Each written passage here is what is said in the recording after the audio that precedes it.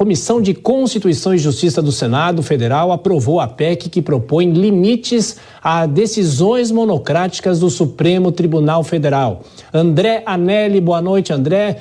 Explica pra gente quais as consequências desta decisão a partir de agora. Bem-vindo.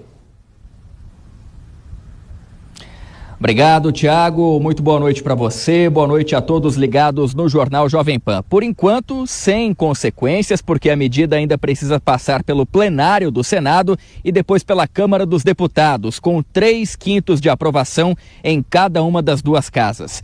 A votação da PEC, que limita decisões monocráticas, levou menos de 1 minuto na Comissão de Constituição e Justiça do Senado, o que já demonstra, pelo menos num primeiro momento, um amplo apoio entre os congressistas.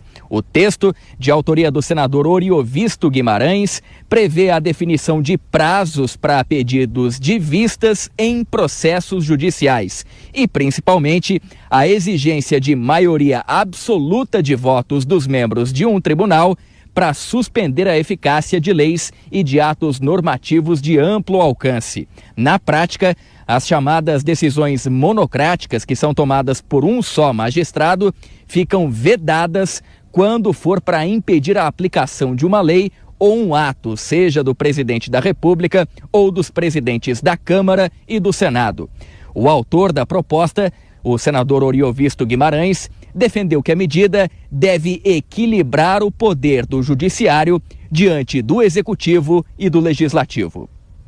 Hoje, se todo o Congresso Nacional, 513 deputados, 81 senadores, aprovam uma lei, um único ministro do STF pode dizer que não, a lei não vale. Hoje o STF está com um poder monocrático que desequilibra a nossa democracia. Então a única coisa que visa essa PEC não é represália contra o STF.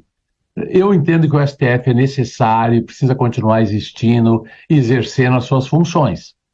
A única coisa que nós estamos querendo é restabelecer um equilíbrio entre os poderes. O parecer favorável do relator, senador Esperidião Amin.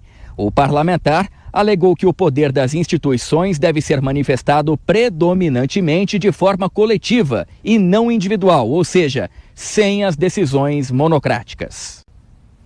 Apesar do rigor da proposta, o texto abre algumas exceções. Por exemplo, durante o recesso judiciário, no caso de pedido que implique a suspensão de eficácia da lei ou ato normativo, nesse caso será permitido conceder decisão monocrática em casos de grave urgência ou risco de dano irreparável. Mas, nessas situações, o tribunal vai dever julgar o caso em até 30 dias após a retomada dos trabalhos. Caso contrário, vai haver a perda da eficácia da decisão judicial.